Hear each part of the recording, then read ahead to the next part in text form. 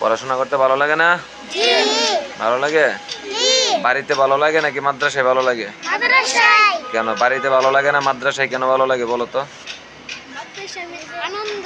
মাদ্রাসার মধ্যে আনন্দ। আর কোনো কারণ আছে? আর কোনো কারণ নাই? কি আছে বলো? বলো আর কি কারণ আছে বলো? একসাথে কতলা পোলাপান আছে। আচ্ছা, একসাথে কতলা পোলাপান আছে। আর কি আছে? তারপরে বাড়িতে মা বাপের মারামারি আছে, মারে না মাঝে মধ্যে? মারে? এখানে মারেনি কেউ?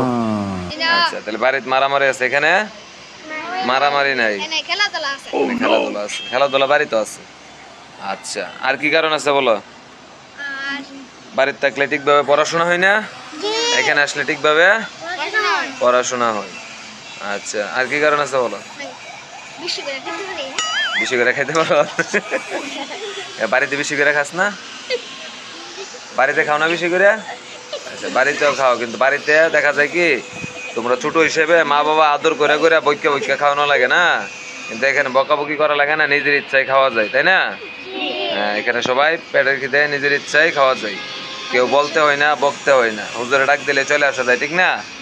মাদ্রাসায় থাকলে নিয়ম কানুন ঠিকভাবে শেখা হয়, সময়ের প্রতি গুরুত্ব ঠিকভাবে দেওয়া হয়, খেলাধুলা হয় ঠিকভাবে, খাওয়া দাওয়া হয় ঠিকভাবে, নামাজ হয় ঠিকভাবে।